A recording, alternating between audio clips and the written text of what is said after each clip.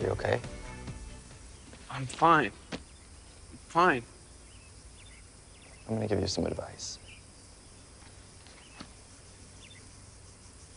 Play the part. Show them it's working. You're getting better.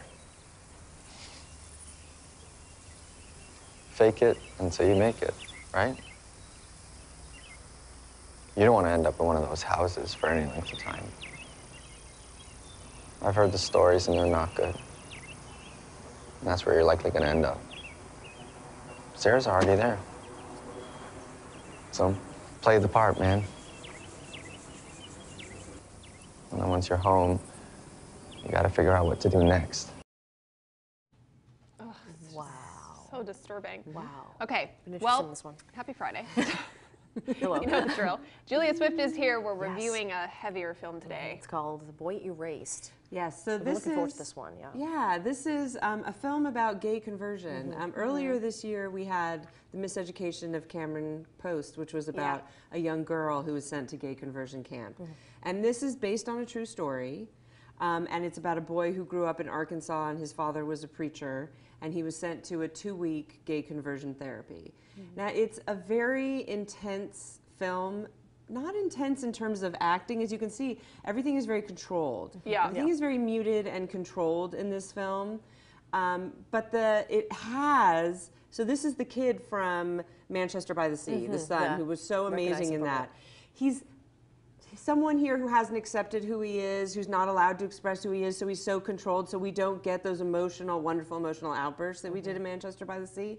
But we also have Nicole Kidman here. She's fabulous. And Russell Crowe. And my thing, Nicole Kidman is fabulous, but look, once again, she's playing a mom. So she has a little bit of a role off to the side. She's playing a soccer mom. Yeah. And she is so amazing. And I wish that in movies, I mean, now she's got Big Little Lies on TV where she just blows it off the screen. Right. And I wish we could get more, she's earned more starring roles, you know. I mean, this is very similar to her role in Lion, where she was also unbelievably amazing in the 10 minutes she was on screen, you know. Right. But one other thing I wanted to point out about this film is that it's made by a group called Blue Tongue Films from Australia that I have been watching for the past 10 years. Oh, wow. This is the director's second film that he wrote and directed. He's an actor. He was in Star Wars and Loving. He's one of a lot of, he was in This Is Us in Australia for years. He's a big TV actor there as well as being an actor here. And he and his brother, who was a stunt coordinator, Nash Edgerton, created Blue Tongue Films, where they made short films. And they created like a little group of filmmakers. They brought other filmmakers up. And his brother started directing a lot of videos in addition to shorts. And he just did Gringo. So, which was semi-successful feature film that came out this year. So, and they have another one coming out this year. So the two of them are this powerhouse. And the thing that's interesting is it's not so easy to get a film like this made nowadays. True. It's an issue film. It's got a small budget. It's not about superheroes.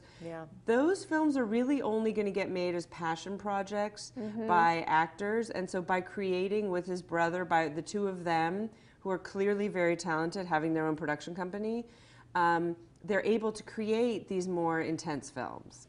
Now, having said that, I'm so happy about Blue Tongue Films, and I love everything they've done. This one didn't blow me away. But, and the other thing to know, too, if it's something you're interested in, is basically everything that triggers anyone is in this film. So, you know, violent rape, suicide, just lots of intense stuff.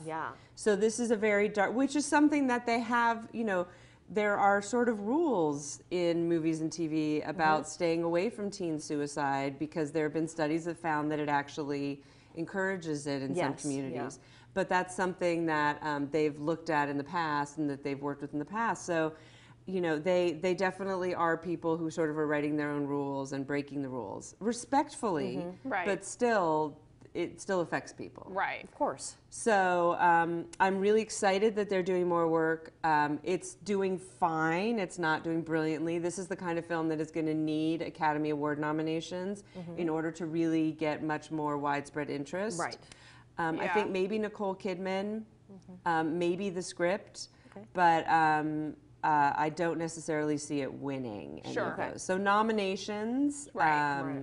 And then it's Russell Crowe, who loves to play bad guys. And here he's got, you know, an Arkansas preacher who's sending his son to gay conversion therapy. So Can't get much worse than that. exactly what he loves. Like, he always says, give me a bad guy who has a very distinct set of rules for why he's doing what he's doing, and I will be focused and jump right in, which he is. Yeah. He always is that Yeah. way. Wow.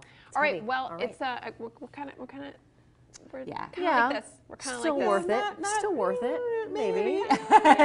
We don't know. Hey, it's up to you. You're the viewer, right? Thanks, Julia. We'll be right back.